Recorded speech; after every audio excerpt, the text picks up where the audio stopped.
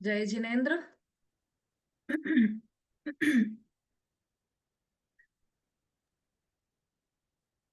जय जिनेन्द्र दीदी। हाँ जी, जय जिनेन्द्र।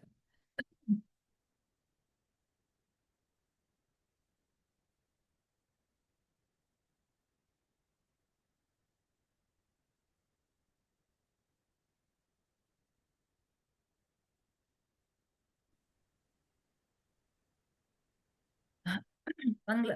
जय जनी दीदी। जय जिनेन्द्र। मंगलाचरण के लिए सभी हाथ जोड़ लीजिए।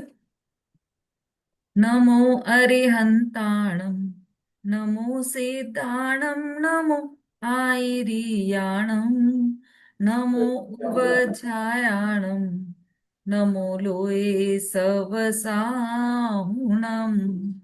मोक्ष मार्गस्य नेतारं वेतारं कर्म बुभ्रतां ज्ञातारं विश्वतत्त्वानां वन्दे तद्गुणलब्धये।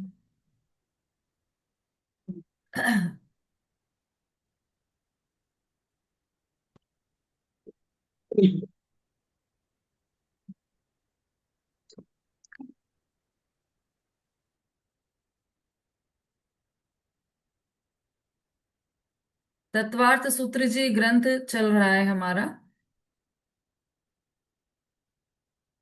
छठवां अध्याय। तत्वार्थ सूत्र जी ग्रंथ का छठा अध्याय चल रहा है, जिसमें हम कर्मों के आश्रमों के कारण देख रहे हैं। तो अभी तो पहले हमने सबसे पहले सामान्य कारण देखे, सामान्य रूप से कारण देखे कि कर्म के क्या क्या आश्रव के कारण क्या क्या हो सकते हैं, वह समझा था।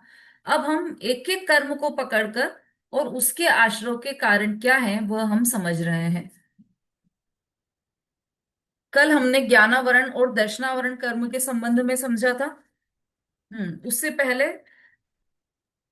10 सूत्र जिनको याद हो गए हैं, 11 सूत्र जिनको याद हो गए हैं, वो हैंड रेज कीजिए।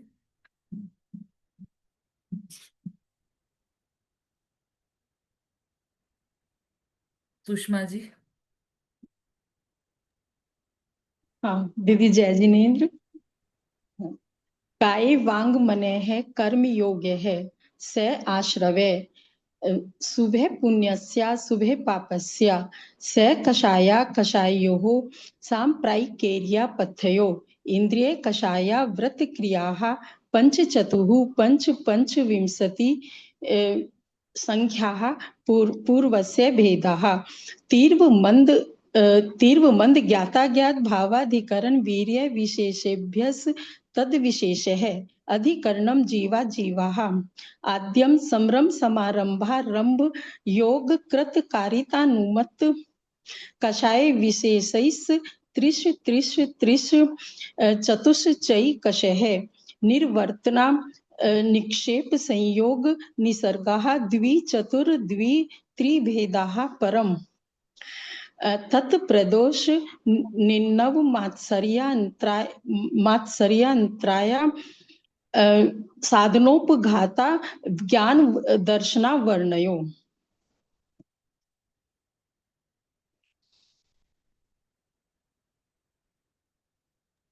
बहुत बढ़िया, एकदम परफेक्ट सुनाया है आपने, बहुत ही अच्छा। 10 सूत्र। अब थोड़े से प्रश्न आपसे पूछते हैं, फिर आगे बढ़ते हैं। अजीव अधिकरण के कितने भेद हैं और कौन कौन से?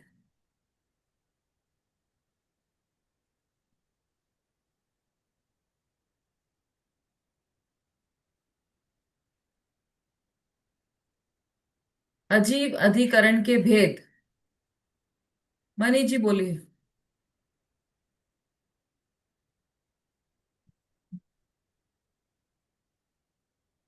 जी जी जिनेन्द्र। हम्म। अजीव अधिकरण के दो भेद हैं। हम्म। जीव अधिकरण और अजीव अधिकरण। जीव अधिकरण जीव अधिकरण के 108 में संभ्रम आधे संभ्रम समारंभ आरंभ संभ्रम समारंभ आरंभ योग कृतकारित अनुमोदना योग कृतकारित अनुमोदना त्रि त्रि चतुश्चय कष है। और ठीक। अजीव अधिकरण की। मैंने मैंने प्रश्न क्या पूछा है अनुज जी भाई साहब? दीदी जय जिनेन्द्र। हम्म। अजीवादीकरण आश्रम के 11 भेद है। हाँ, कौन कौन से? निवर्तना, निक्षेप, संयोग, निसर्ग। निवर्तना के 2 भेद है, निक्षेप के 4 भेद है, संयोग के 2, निसर्ग के 3। बहुत ही बढ़िया, बहुत बढ़िया। अब इनके आप बता सकते हो निवर्तना के दो कौन से हैं? निवर्तना के हैं 2, देह दुष्प्रयुक्त निवर्तना, उपकरण निवर्तना, मूल गुण और उत्तर गुण को कहते हैं। हाँ। दो। निक्षेप के? निक्षेप के अप्रत्यय वेक्षित हम्म। निक्षेपाधिकरण, हम्म। दुप दुप्रमष्ट निक्षेपाधिकरण, सहसा निक्षेपाधिकरण, अनाभोग निक्षेपाधिकरण। संयोग के 2 भेद हैं, हम्म। भक्तपान संयोग, उपकरण संयोग। निसर्ग के 3 भेद हैं, मन हम्म। निसर्ग, वचन निसर्ग और काय निसर्ग। बहुत बढ़िया, बहुत ही बढ़िया। बिल्कुल सही बताया आपने।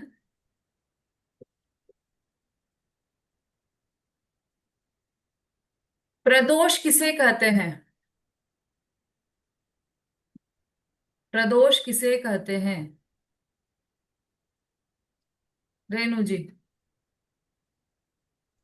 दीदी प्रदोष उसे कहते हैं किसी धर्मात्मा के द्वारा, मतलब कोई मतलब किसी धर्मात्मा के द्वारा तत्वज्ञान की प्रशंसा को मतलब नहीं सुहाना। मतलब यदि कोई धर्मात्मा तत्वज्ञान की मतलब तत्वज्ञान बता रहा है और उसकी प्रशंसा कोई कर रहा है तो उसको सुहाना नहीं है, उसको प्रदोष कहते हैं। उसे नहीं सुहाती वो बात। हम्म। ठीक है। निर्णव किसे कहते हैं? ये करके रख दिया है मैंने, अब जा रही पिताजी। हूँ।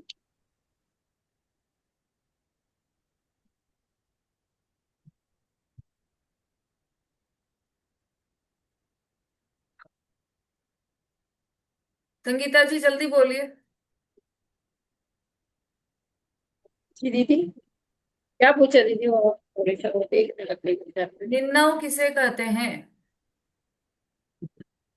वस्तु स्वरूप के ज्ञान को छुपाना उसको निम्नक है। ऐसा ऐसा कहना कि मैं नहीं जानता, जानते हुए भी ऐसा कहना कि मैं नहीं जानता। बहुत बढ़िया। मात्सर्य किसे कहते हैं? समतावादी। वस्तु स्वरूप को जानते हुए और उसका विचार किसी आवाज नहीं आ रही। को मतलब ना पढ़ाना कि मैं नहीं जानता है। बस वस्तु स्वरूप को मतलब जानते हुए भी यह विचार।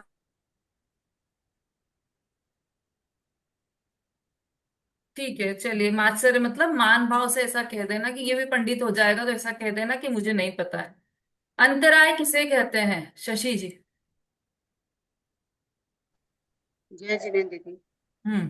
किसी के ज्ञानाभ्यास में विघ्न डालने को अंतराय कहते हैं। ठीक है। आसाधना किसे कहते हैं? दूसरे के द्वारा प्रकाशित किए जाने वाले ज्ञान को रोक देने का आसाधन कहते हम्म। उपघात किसे कहते हैं? विशु जी। जय जिनेन्द्र दीदी। हम्म। यथार्थ प्रशस्त ज्ञान में दोष लगाना अथवा प्रशंसा योग्य ज्ञान को दूषण लगाना सो उपघात है। हम्म, बिल्कुल ठीक है।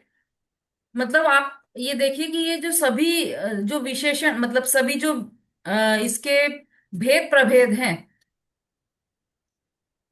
प्रदोष, निंदा, मात्सर्य, अंतराय, आसादन और उपघात, ये सभी में एक कॉमन बात है, और वह कॉमन बात है कि सभी में ज्ञान में रोक लगाई है। किसी भी प्रकार से ज्ञान में रोक लगाना, वह ज्ञानावरण कर्म का उससे ज्ञानावरण कर्म का आश्रव होता है ना? किसी भी रूप में, मान से लगाई हो, ईर्ष्या से लगाई हो, या फिर किसी भी तरह से दोष, मतलब ज्ञान प्रकट नहीं होने दिया हो, प्रकाशित नहीं होने दिया हो, वह ही कारण है, ज्ञानावरण दर्शनावरण कर्म के आश्रव का कारण है।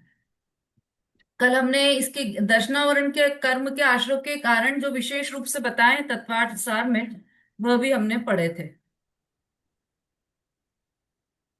इसमें एक विशेष बात और पढ़ी थी हमने 422 पृष्ठ पर। यद्यपि आयु कर्म के अतिरिक्त अन्य 7 कर्मों का आश्रय प्रति समय हुआ करता है, तथापि फिर ये क्यों बोले हैं प्रदोष निर्णव मात्सर्य, तो इन भावों के द्वारा जो ज्ञानावरणादि खास विशेष कर्म का बंध होना बताया है, वह स्थिति और अनुभाग बंध की अपेक्षा से समझना। अर्थात प्रकृति बंध और प्रदेश बंध तो सब कर्मों का हो रहा है प्रति समय, सभी कर्मों का प्रकृति बंध और प्रदेश बंध हो रहा है। एक समय भी ऐसा नहीं है जब किसी कर्म का प्रकृति और प्रदेश बंध ना हो, मतलब आयु कर्म को छोड़कर बाकी कर्मों की बात। किंतु उस समय ज्ञानावराधिक खास कर्म का स्थिति और अनुभाग बंध विशेष अधिक होता है।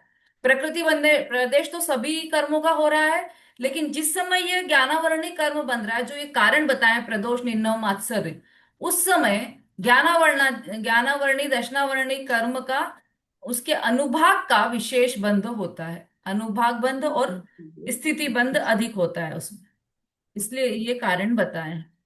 अब ये कल हमने ज्ञानावरणी कर्म के कारण आश्रव के कारण समझे थे। आज हम 11वें सूत्र पर आ गए हैं। 10वां सूत्र कल हमारा कंप्लीट हो गया था। 11वें सूत्र पर आ रहे हैं हम, जिसमें असाता वेदनीय आश्रव के कारण बताए गए हैं।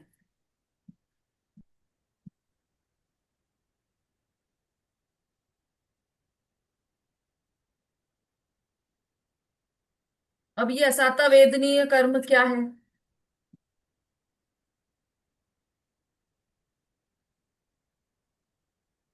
तो जो वेदनीय कर्म है उसके दो भेद हैं, साता वेदनीय और असाता वेदनीय, है ना। अब देखो, असाता वेदनीय मतलब कि असाता वेदनीय कर्म का उदय हमेशा संयोगों में आता है। साता वेदनीय मतलब वेदनीय कर्म का उदय हमेशा संयोग में आता है। ये आश्रव की प्रक्रिया क्या है, ये हम समझते हैं। एक मिनट।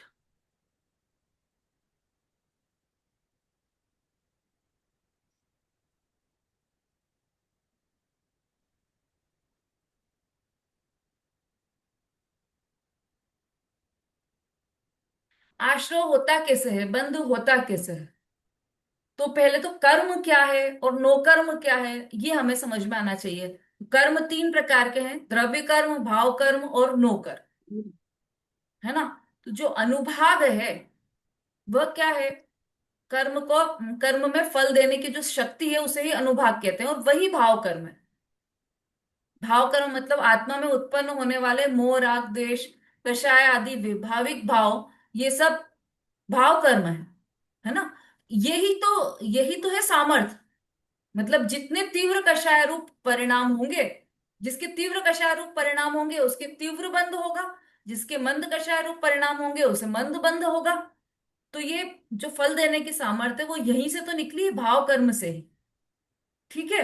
तो ये तो हो गए भाव कर्म। अब द्रव्य कर्म क्या होता है? तो द्रव्य कर्म तो ज्ञान आवरण, दर्शनावरण, मौनी, अंतराय, आयु, नाम, गोत्र और वेदनी, ये जो 8 कर्म रूप कार्माण शरीर एक बना हुआ होता है, वह द्रव्य कर्म है। 8 कर्म ही द्रव्य कर्म है, और इस द्रव्य कर्म का तो एक कार्माण शरीर बना होता है। ठीक है। और नो कर्म क्या है? तो नो कर्म है संयोग। शरीर, शरीर से संबंध रखने वाले माता पिता, पुत्र, पति, और यहाँ तक कि बंगला, गाड़ी, ये अजीब वस्तुएं भी, ये सब संयोग है, और ये सब नो कर्म कहलाता है। शरीर भी नो कर्म कहलाता है। ठीक है। तो द्रव्य कर्म, भाव कर्म और नो कर्म, इसका ज्ञान हमारे अ, मस्तिष्क में क्लियर होना चाहिए कि कर्म क्या है, नो कर्म क्या है और भाव कर्म क्या है। तो बाहर जो भी संयोग होंगे वो सब नो कर्म है। अब ये जो आश्रव, ये जो वेदनीय कर्म है, वेदनीय कर्म बंधता कैसे है, उसका बंधता कैसे और उसका उदय कहाँ पर आता है? तो उसका उदय जब भी आएगा तो बाहर संयोगों में ही आएगा। वेदनी कर्म का उदय हमेशा संयोगों में आएगा। जैसे साता वेदनी, असाता वेदनी, साता वेदनी का उदय होगा तो अच्छी सामग्रियां मिलेगी आपको, है ना। हम दुनिया में देखते हैं, दोनों तरह के लोग हैं, गरीब भी है अमीर भी है। तो जो गरीब है उसके असाता वेदनी कर्म का उदय है, तो उसे टूटा फूटा मकान और रूखा सूखा खाना ऐसा मिलता है। और जिसके साता वेदनी कर्म का उदय है उसे 36 पकवान और महल, हवेली, गाड़ी, बंगला सब अच्छे अच्छे मिलते हैं। मतलब अच्छे मतलब जो तथाकथित अच्छे हैं, जिसको दुनिया अच्छा समझती है, वो अच्छे। ठीक है। तो ये जो बाहर में उदय अलग अलग दिखाई देता है, ये सब साता वेदनीय कर्म के उदय से दिखाई देता है। अब यहाँ पर कर रहे हैं साता वेदनिक के आश्रव के कारण। तो आश्रव के कारण में बंध, बंध आश्रव से बंध को कैसे जोड़ना, उदय को कैसे जोड़ना, कि जैसे कर्म, जैसे हमने परिणाम किए, है ना, हमने शुभ परिणाम किए, तो कर्म का बंध कैसा हुआ। अभी हमने देखा ना, शुभ पुण्य सा अशुभ पापस्य, ये पढ़ा था हमने। तो शुभ हम्म। कर्म से पुण्य का बंध है और अशुभ कर्म से पाप का बंध है। तो यदि हमने शुभ कर्म किए, शुभ भाव किए, तो उससे पुण्य का बंध हुआ। तो पुण्य के बंध से पुण्य का, पुण्य कर्म में बंध है। जो 8 कर्म है ना, वो पुण्य उसमें बंधा, साता वेदनी का बंध हुआ। ठीक है। मतलब आप ये समझो कि जो 8 कर्म है ना, हाँ अनीता जी ठीक है, जो 8 कर्म है ना, वो दिखाई नहीं देते हमें। दिखाई देते हैं क्या 8 कर्म? नहीं दिखाई देते। वो इतने सूक्ष्म होते हैं, कारमान शरीर इतना सूक्ष्म होता है कि वह दिखाई नहीं देता। और 9 कर्म हमें सब दिखाई देते हैं। और जो परिवर्तन होता है वह 9 कर्म में होता है। जिससे जो, तो कर्म का क्या कार्य है? तो कर्म तो अंदर छुपकर काम करते हैं, मतलब पर्दे के पीछे वाला कार्य कर्म का, मतलब ऑर्डर कर्म का चलता है। और वर्कर्स उसके रहते हैं 9 कर्म, है ना। जैसे ऑफिसर, समझ लो जो ऑर्डर देने वाला ऑफिसर है, वो तो है कर्म। और ऑफिसर के जो कर्मचारी है वो है नौकर। तो यदि कर्म ऑर्डर दे देता है कि ये पुण्य बंधा है इनका, तो इनको साता की सामग्री दी जाए, तो महल भी मिल जाएगा, मकान भी मिल जाएगा, गाड़ी भी मिल जाएगी, सब अच्छे अच्छे साधन मिल जाएंगे। और यदि कर्म ने ऑर्डर दिया कि अरे नहीं, इनका तो इन्होंने यहाँ पर असाता का बंध किया है, तो फिर इनको असाता की सामग्री दी जाए, तो सारी सामग्री दुख रूप मतलब असाता वाली सामग्री रहेगी। तो कर्म ऑर्डर देते हैं और उसके कर्म के कर्मचारी 9 कर्म होते हैं। ये एक मेथड रहता है। अब ये जो असाता वेदनी कर्म का उदय हुआ, इसके पहले अपन क्या बात कर रहे थे?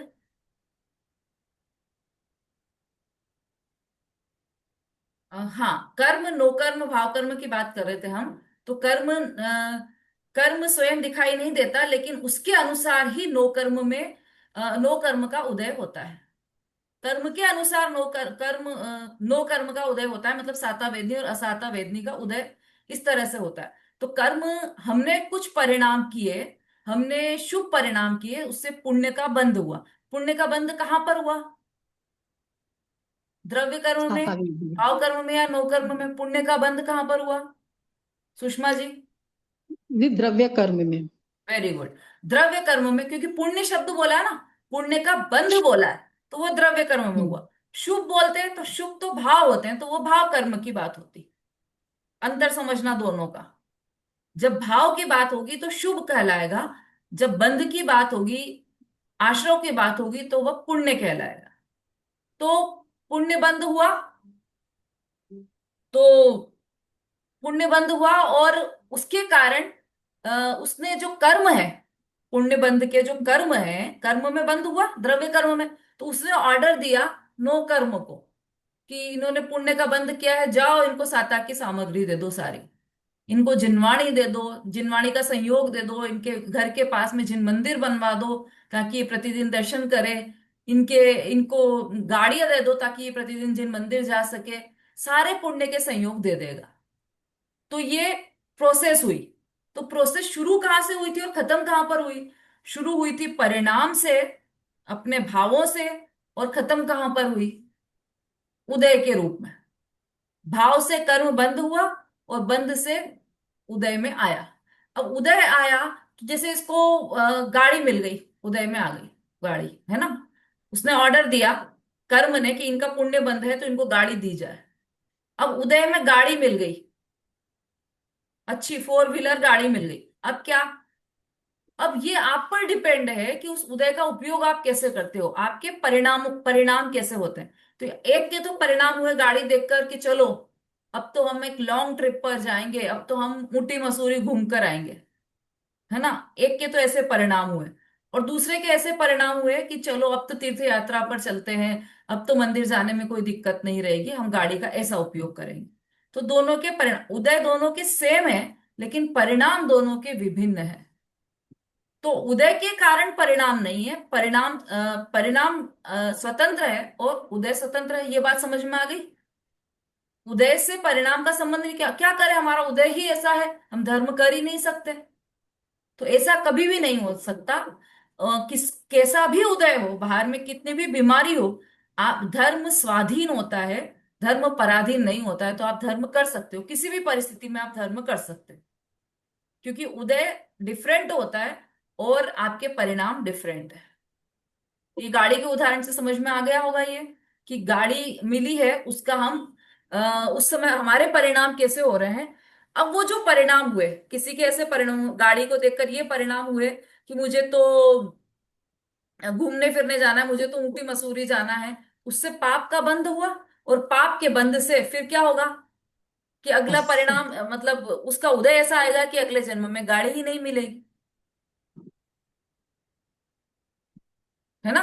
तो ये जो गाड़ी का मिलना नहीं मिलना, ये सब किसके अधीन हुआ, कर्म के अधीन नहीं हुआ है, आपके ही परिणामों के अधीन हुआ है। उत्तरोत्तर घटता चला जाएगा। उसमें भी फिर इसने पाप किया, तब भी पाप के भाव किए, जो बाद में उदय आया उसमें भी पाप के भाव किए, तो उससे फिर बंध पाप का ही होगा। तो उसके उदय में ऐसा होगा कि मकान भी अगली अगले जन्म में फिर मकान भी नहीं मिलेगा। तो उत्तरोत्तर घटता चला जाएगा। तो उदय के अनुसार परिणाम नहीं होते। तो यहां पर तो केवल ये बता रहे हैं, अब ये यहां पर आश्रव की बात कर रहे हैं। क्यों कर रहे हैं आश्रव की बात, क्योंकि इससे ही तो हमें पता चलेगा कि किन भावों से आश्रव हुआ। तो हम हमें जो ये बाहर में साता की सामग्री दिखाई दे रही, तो वो हमें कैसे मिली, क्योंकि हमारे साता के परिणाम थे, मंद मंद कषाय के परिणाम थे, उसके उदय में साता की सामग्री मिली।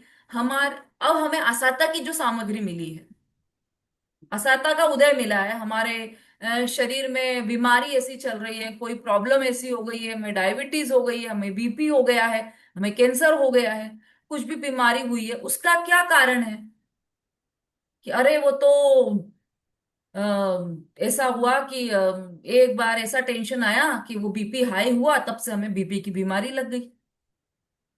घर में कुछ ऐसे झगड़े हुए तो दूसरों पे दोषारोपण करने लग जाते हैं हम फटाफट, कि उन्होंने गुस्से में आकर इतनी जोर से चिल्लाया, तब से हमारा बीपी हाई रहने लगा, और तब से हमारा मतलब हमें तो बीपी की दवाई लेना पड़ती। तो जल्दी से दूसरों, अरे ये तो बड़ी बीमारी की बात है। समझ लो, आज सुबह ही मैं मैंने दरवाजा खोला, और पीछे से जो सेकंड दरवाजा रहता है, वो पता नहीं कैसे वो होने लगा, और मुझे पता नहीं कि पीछे दरवाजा बंद हो रहा है, वो हवा से, या पता नहीं क्या उसका स्टॉपर जो है वो लूज हो गया, तो वो हवा से बंद हो गया। और मैं पीछे आई तो पैर में इतनी तेज लग गई उसके स्टॉपर से कि खून आने लगा।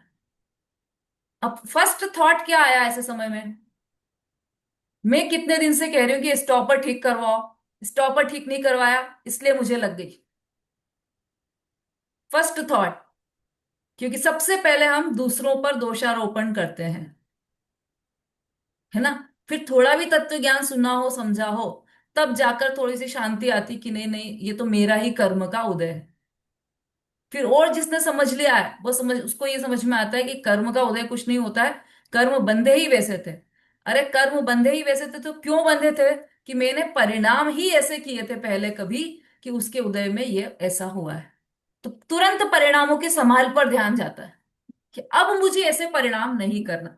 ये जो आश्रमों के कारण बता रहे हैं, ये इसीलिए बता रहे हैं कि ये कारण अब नहीं करना, अभी तक तो कर लिया आपने, इसीलिए ये सब उदय में आ रहा है। पर अगर ये उदय नहीं चाहिए आपको, तो फिर ये कारण को मत करो। क्या क्या है कारण, देखिए। असाता वेदनी, साता वेदनी के, वेदनी के दो भेद हैं, असाता वेदनी और साता वेदनी। नेक्स्ट सूत्र में साता वेदनी का बताएंगे, अभी असाता वेदनी के आश्रय के कारण यहाँ पर आचार्य बता रहे हैं। सूत्र नंबर 11, पेज नंबर 423।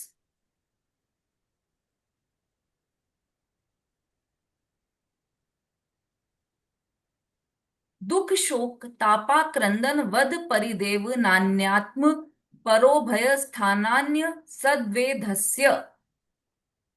फिर से, दुख शोक तापा क्रंदन वद परिदेव नान्यात्म परो भय स्थानान्य सद्वेधस्य।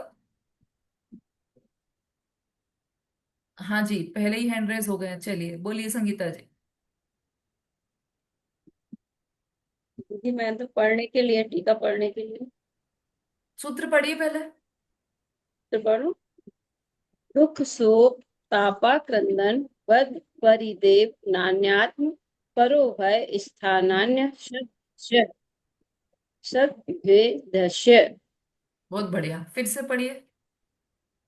दुख शोक तापा क्रंदन वद परिदेव नान्यात्म परो भय स्थानान्य सद्वेदस्य। बहुत अच्छा। देखिए इसका सामान्य अर्थ, अपने में,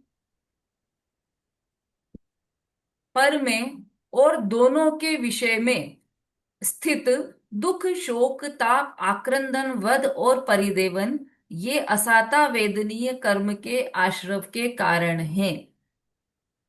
अब इसका सूत्र से अर्थ देखते हैं हम। आत्म परोभय स्थानानी, है ना बीच में ना, नान्यात्म, तो उसका आप संधि विच्छेद कर लेना। नान्य, नान्य के बाद आत्म, परोभय स्थानान्य, स्थानानी, है ना। तो आत्म परोभय स्थानानी, इसमें से तीन शब्द निकल कर आ रहे हैं। आत्म मतलब अपने में, परो, परो मतलब पर में, परोभय मतलब उभय, परोभय आत्म पर, और उभय, उभय मतलब दोनों। ये तो सभी समझते हैं, उभय मतलब दोनों हुआ। तो आत्म मतलब अपने में, परो मतलब पर में, और उभय मतलब अपने में और दोनों में, अपने में और पर में दोनों में, दोनों के विषय में स्थित। अब क्या क्या, इन दोनों में क्या क्या, तो दुख शोक ताप आक्रंदन, तापा, तापा लिखा है ना, तो उसका ताप का के बाद का दूसरे में जोड़ना है। आक्रंदन, वध और परिदेवन, असद्वेधस्य। लास्ट में फिर से देखिए, लास्ट वाला सद्वेधस्य लिखा है ना, तो वो नान्य, नान के बाद असद्य, असद्वेधस्य, असाता वेदनीय कर्म के आश्रव के कारण है। अपने में, पर में और दोनों के विषय में स्थित दुख शोक ताप आक्रंदन वध और परिदेवन, ये असाता वेदनीय कर्म के आश्रव के कारण है। अपने में मतलब अपने अपने परिणामों में, दूसरे में या दूसरे व्यक्तियों के इसमें, और दोनों में, अपने में भी और पर में भी। ये तीन चीजें इन सभी में लगेंगी। किसमें, दुख में, शोक में, ताप में, आक्रंदन में, वध में और परिदेवन में, इन सब में ये तीनों चीजें लगेंगी। देखिए कैसे, ये देखते हैं हम। पहला है दुख। हाँ चलिए टीका पढ़िए सुनीता जी।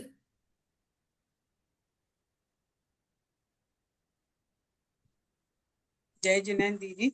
हम्म।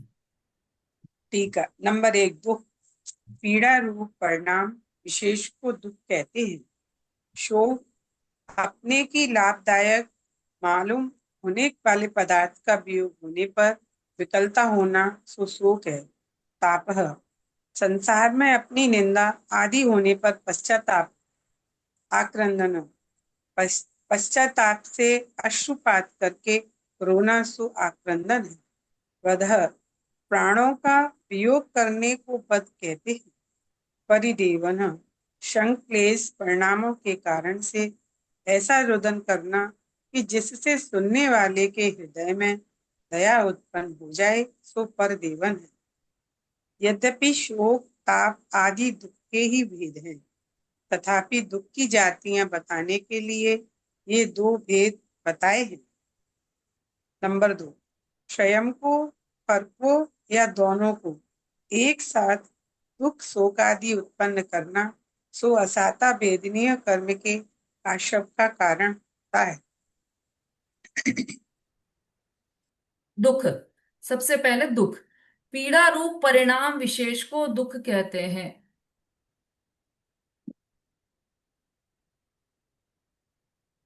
हाँ, पीड़ा रूप परिणाम विशेष को दुख कहते हैं।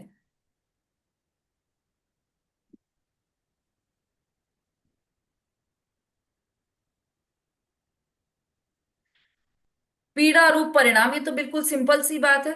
दुख मतलब स्वयं पीड़ित हो गए, किसी दुख होता है ना, दुख हो गया हमें किसी बात पर, तो दुख हुआ, तो वह क्या हुआ, स्वयं को पीड़ा पहुंचाते हैं हम उस दुख के कारण, वह परिणाम भी, उस परिणाम को दुख कहते हैं। ठीक है, ये तो सिंपल है। दूसरा है शोक, अपने को लाभदायक मालूम होने वाले पदार्थ का वियोग होने पर विकलता होना सो शोक है ना। जो जो कोई व्यक्ति का देह वियोग हो जाता है, हमारे किसी चित परिचित का, हमारे प्रियजन का वियोग हो जाए, देह वियोग हो जाए, तो वह, तो हमें कैसे शोक के परिणाम होते हैं, दुख के परिणाम होते हैं, शोक के परिणाम होते हैं, है ना। तो अब ये ऊपर दुख लिखा है और नीचे शोक लिखा है, तो इन दोनों में अंतर क्या है? तो दुख और शोक में अंतर है। जैसे शोक सभा होती है, शोक निवारण सभा होती है, तो वहां पर ऐसा नहीं लिखते कि दुख सभा, दुख निवारण सभा, ऐसा नहीं लिखा जाता। वो शोक मतलब इसी अर्थ में होता है शोक, कि हमारे किसी प्रियजन का वियोग हो गया है, तो उसके लिए शोक शब्द का ही प्रयोग होता है। वह दुख की ही क्वालिटी है, दुख का ही दूसरा मतलब ये कह सकते हैं आप कि जो शोक है वह तो दुख है, लेकिन हर हर शोक दुख है, लेकिन हर दुख शोक नहीं, ऐसा कह सकते हैं। तो मतलब शोक में अंतर है, दुख और शोक में अंतर है। तीसरा है ताप, संसार में अपनी निंदा आदि होने पर पश्चाताप होना। ताप मतलब समझ लो ईर्ष्या की अग्नि में जलना, तपना। किसी ने कुछ कह दिया तो बस वो उसमें ईर्ष्या की अग्नि में जल रहे हैं, किसी ने कुछ नहीं भी कहा तब भी वो ईर्ष्या की अग्नि अग्नि में जलते हैं। मान की अग्नि में जलना, प्रति समय जलते रहना, वह ताप होता है। ऐसा होता है ना बहुत, कि हमको कभी किसी ने वर्षों पहले कुछ कह दिया हो और हम उसको याद रखते हैं और उसकी अग्नि में प्रति समय जलते रहते हैं, कि नहीं वो तो हो गई बात, गई बात, लेकिन हाँ उसने कहा था एक बार ऐसा, बहुत बुरा कहा था उसने एक बार, लेकिन हमने तो दिमाग में नहीं रखा, छोड़ दी। यदि दिमाग में नहीं रखा, छोड़ दिया उस बात को, तो फिर अभी कैसे ध्यान है आपको वह?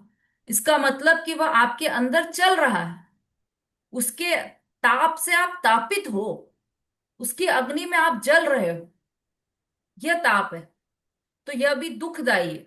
दुख, शोक, ताप, ये तीनों ही असाता वेदनीय आश्रव के कारण है। हमने किसी दुख किया, कुछ भी कारण से अपने परिणामों को पीड़ा पहुंचाई हमने, तो उस दुख के कारण भी असाता वेदनीय कर्म का आश्रव होगा।